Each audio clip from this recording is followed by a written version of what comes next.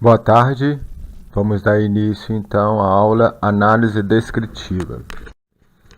Bom, análise descritiva é super importante porque é nesse momento em que você vai ter noção da qualidade dos dados em que você se apresenta com a sua pesquisa. Então você, após a coleta dos dados, a primeira análise que nós vamos fazer com relação a esses dados é exatamente essa análise descritiva e exploratória, no qual nós vamos tentar organizar e resumir esses dados, tentando encontrar um elemento típico e avaliar a variabilidade dos dados. Dentre as ferramentas, as duas que já foram apresentadas, que foram as tabelas e os gráficos, hoje nós vamos falar das medidas de síntese numérica. Essa síntese numérica, então, ela tem subdividido em duas partes, que são as chamadas medidas de tendência central, que é identificar o elemento típico comum desse conjunto de dados, e as medidas de variabilidade, no qual você vai tentar quantificar a dispersão, ou seja, a variabilidade dos dados em torno deste elemento típico avaliado. Certo? Dentre as medidas de tendência central, os senhores já conhecem, média aritmética, mediana e a moda. Média aritmética é aquela que seria em cada elemento, variando o valor médio, onde você pega todas as observações e divide pelo número de observações. A mediana, no qual você vai encontrar o elemento que vai dividir seus dados metade para um lado, metade para o outro. E a moda seria aquele dado mais frequente no conjunto de dados observados.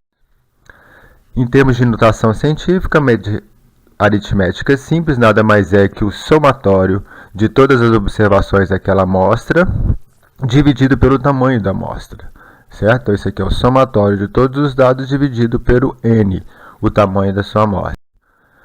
Com relação à mediana, se os dados apresentados tiverem valor ímpar, é só pegar o valor do meio, ou seja, vocês vão primeiro ordenar os dados de forma crescente, do menor para o maior, sendo o valor ímpar aquele que vai ficar exatamente ao meio, dividindo metade para um lado e metade para o outro.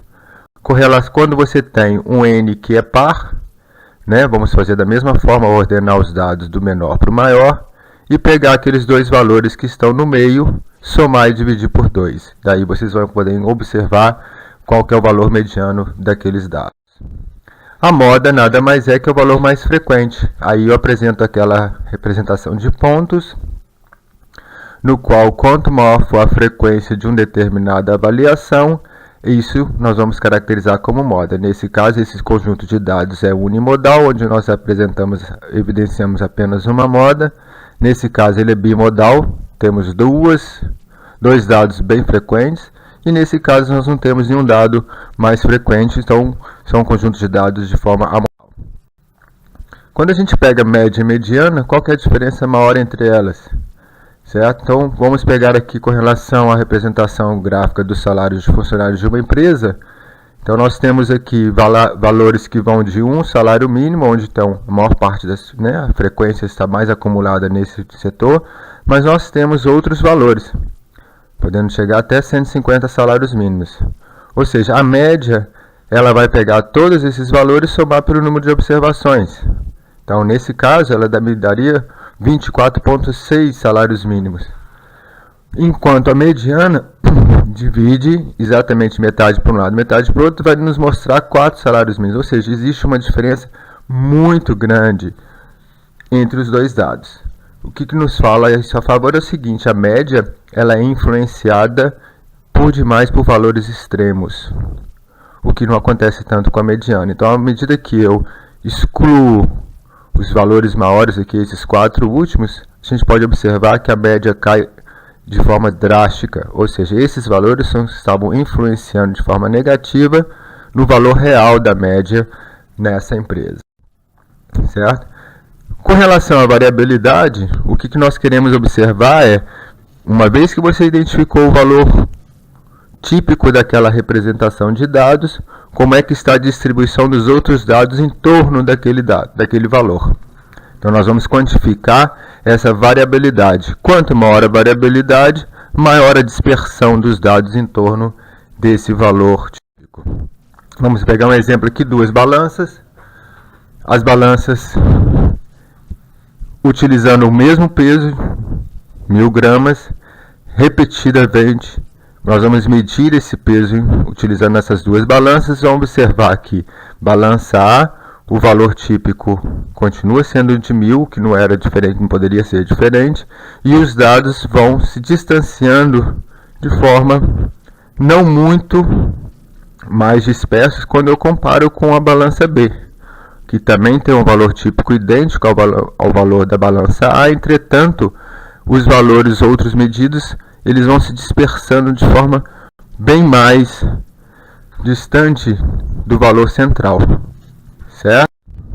Então, uma das primeiras medidas de avaliação de variabilidade é o que nós chamamos de amplitude, no qual, após várias medidas, você vai pegar os valores extremos.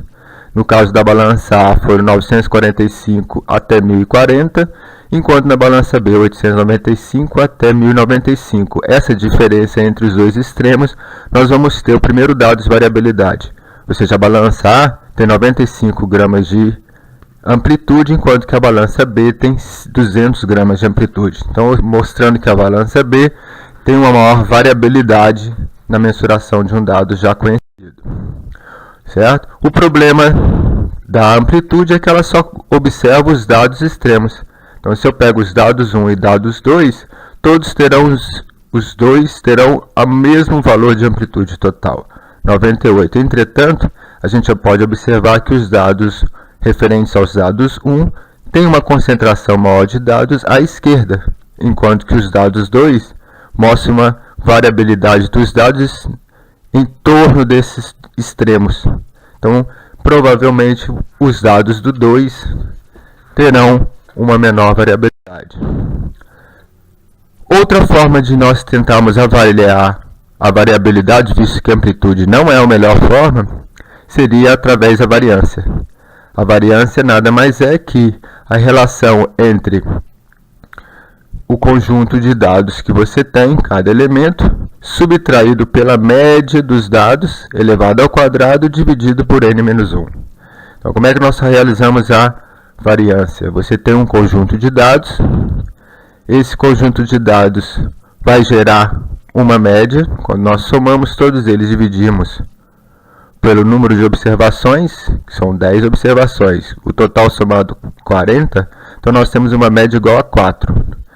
Para observarmos o quanto ela está distante cada ponto dessa média, nós vamos pegar o valor e subtrair dessa média. Então, 1 menos 4 dá menos 3, sucessivamente. Se nós, então, somarmos todos esses valores, nós vamos obter o valor zero, o que seria o esperado. Então, para que a gente possa ter um cálculo de variabilidade, esses dados são elevados ao quadrado. Dessa forma, eu elimino o valor negativo. Somando, então, eu vou ter os dados finais dividido por n-1, nesse caso n igual a 10 menos 1, 9, nós vamos ter uma variância de 0,43. Entretanto, essa variância ainda não é suficiente, visto que os dados são elevados ao quadrado. Então, se eu pego o centímetro de indivíduo e elevar ao quadrado, eu posso ter uma área e não mais uma medida unimodal, uma medida real, né? Pessoas ao quadrado, toneladas ao quadrado, ou seja, dados que não têm sentido para nós. Então, para evitar esse tipo de problema, que é uma consequência da variância, né? O que nós fazemos? Tiramos a raiz quadrada desse dado, o que vai gerar, então, o famoso desvio padrão, que nada mais é que a raiz quadrada da variância, exatamente para evitar que ocorra esse tipo de problemas aqui. Então, para que serve o desvio padrão? Ele vai quantificar a variabilidade de um conjunto de dados e vai também quantificar a distância entre o elemento e o valor típico de seu grupo, né? Então, as medições, voltando para as balanças A e B, ali nós podemos observar as medições que foram retiradas com aquele peso padrão. Nós já observamos que a amplitude da balança A é maior que a amplitude da balança Digo que a balança B tem maior amplitude que a balança A. Quando nós pegamos, então, fazemos todos os cálculos com relação à média, são muito semelhantes. Aqui a variância, digo desvio padrão, ele mostra, confirma para a gente que a balança B realmente tem uma maior variabilidade quando comparado com a balança A. Certo? E quando eu pergunto, desvio padrão 10, ele é grande ou é pequeno? Essa pergunta é muito importante porque o 10 ele pode significar muito, vai depender da média dos dados em que você estiver trabalhando. Ou seja, um desvio padrão 10 significa muito pouca dispersão, muita dispersão, quando uma média de 100, ou seja, 10% dos valores estão variando.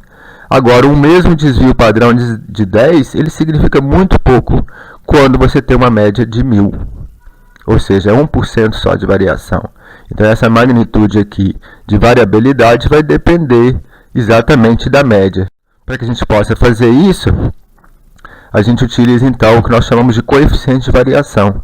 O coeficiente de variação é interessante porque nós poderemos comparar diferentes variáveis independentes da unidade. O que não pode ser feito, por exemplo, comparar altura com pressão arterial, que são unidades totalmente distintas. Então, para isso, o coeficiente de variação ele vem tirar a unidade, e o que vai ser um facilitador para a gente poder observar esse tipo de variação entre grupamentos. Entre variáveis, desculpa. Então, o coeficiente de variação nada mais é que o desvio padrão dividido pelo modal da média. Então, um exemplo aqui prático para a gente poder observar isso. Então, nós temos aqui duas observações, né? Cálculos de proteína e de gordura. Os dois têm a mesma unidade, então facilitaria de certa forma a gente utilizar o desvio padrão como um potencial unidade para avaliar variações.